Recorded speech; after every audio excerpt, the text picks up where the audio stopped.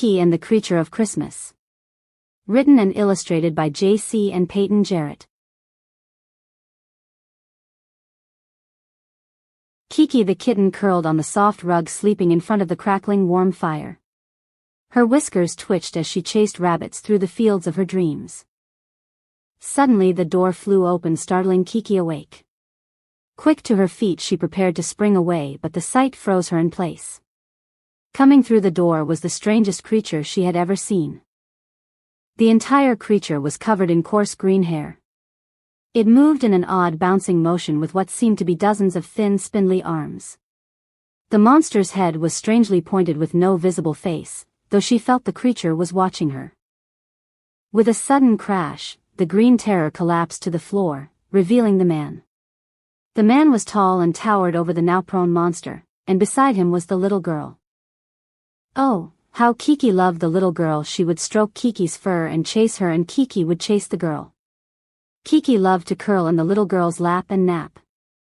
Though this was not the time for lap naps.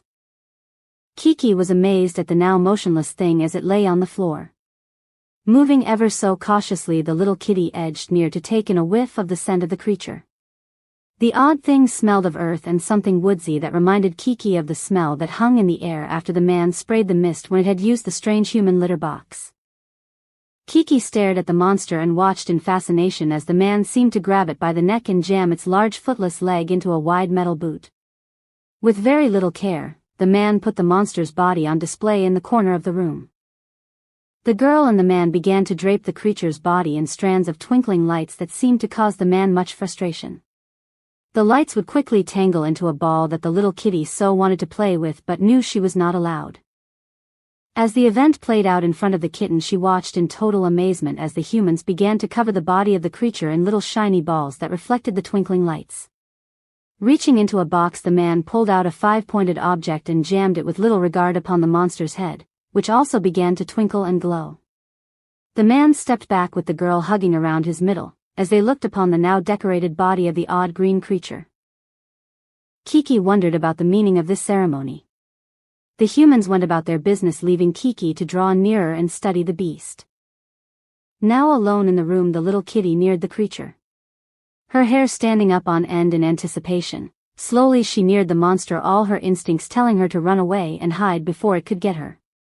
Swallowing her fear and knowing her family would not allow her to be harmed, the kitty pushed forward till she was close enough to nearly touch the green terror.